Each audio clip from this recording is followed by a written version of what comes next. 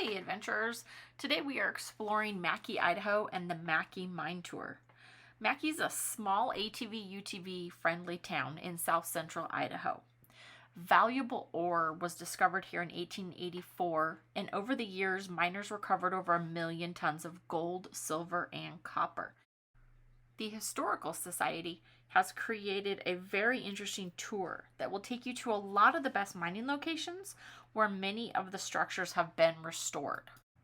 So follow along as we take you on the Mackay Mine Hill Tour.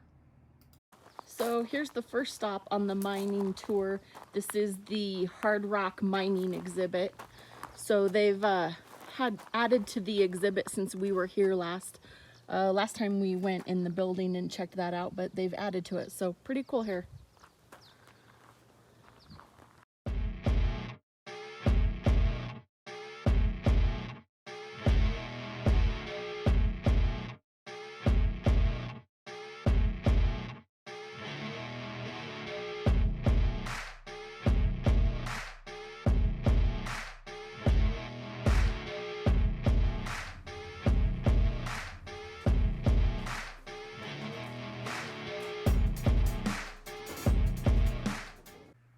Here you can see the unloading station for the aerial tramway. In 1918, the mining companies went away from the railroad system and started using a gravity-powered aerial tramway. Later in the tour, you'll see the tramway head house, but the tramway consisted of 36 wooden towers, most of which have collapsed, but several leading up to the compressor building have been restored. The original 36 towers supported a loop of heavy steel cable over 6 miles long. Here we have the Cossack mine tunnel entrance and the compressor building. The Cossack mine tunnel extended over 1 mile into the mountain. And as you'll see on the video, obviously you can't go inside the tunnel, but pretty cool to see the entrance to it. And the compressor building here was constructed in 1917 and supplied steam for the air compressors that ran miners' drills and jackhammers.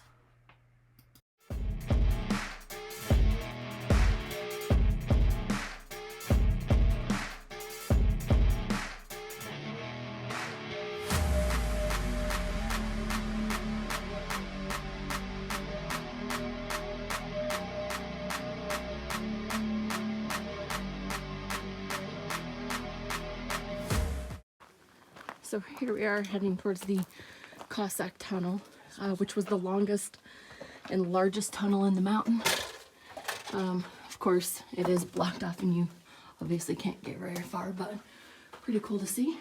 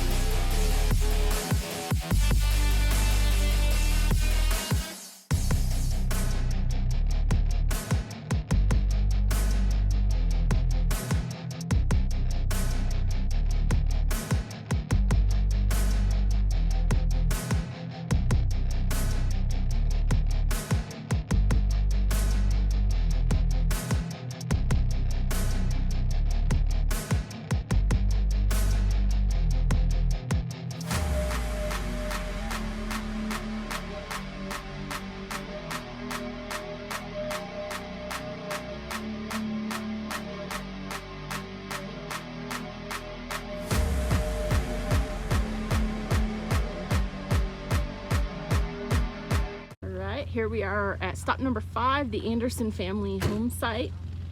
As you can see, here's the cabin. It was restored by the White Knob Historical Preservation Committee.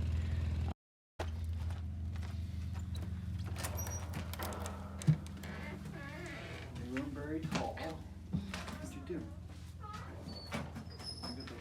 So, as you can see, the cabin has been restored. Pretty cool in here. So here on the inside, there's a bunch of writings. It looks like maybe from the family that actually owned or had relatives that lived in the cabin, and they talk about restoring it and some of the things that they've done to it. So it's really pretty cool. Some of these are from 1975, 1972, 1969. Just as a reminder, as we're looking at the notes that, you know, what looks like maybe the family had left here on the old building. Many of the tour sites are located on private property, so please respect the landowners when exploring these locations on the mine tour. So here we are approaching the Tramway head house. This was the loading station for the gravity-powered aerial tramway system that connected the mines to the smelter below. And this is where those 36 wooden towers came into play that carried the carts down to the smelter. This is actually really cool to see this building still standing and in such good condition. I mean, for its age and considering the weather and all of that, it's pretty neat to see this and how the carts traveled downhill to the smelter below.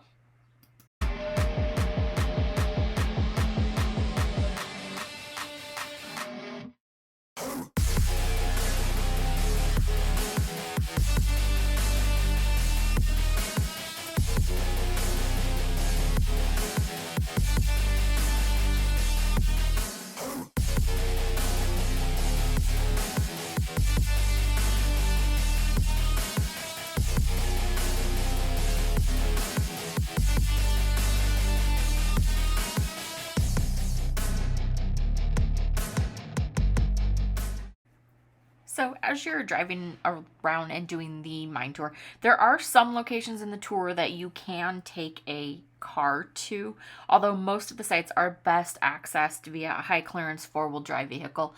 And as you can see, there's a lot of sites that it's actually easier using a side-by-side or an ATV. The mine is currently active, so be aware and watch out for vehicles on the roadways. And again, some of these sites are private property, so please respect landowners. And for the most up-to-date information, make sure to pick up a mine tour map from many of the local businesses in town.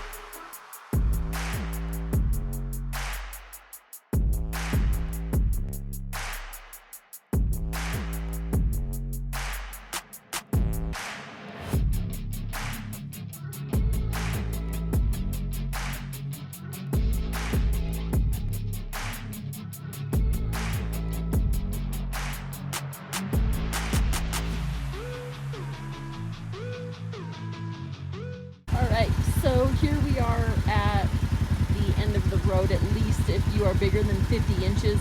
If you are 50 inches or less, you can take the single lane road, which crosses the Shea railroad trestle, and it will make a loop. If you are larger than 50 inches, this is the end of the road for you and you need to turn around and go back.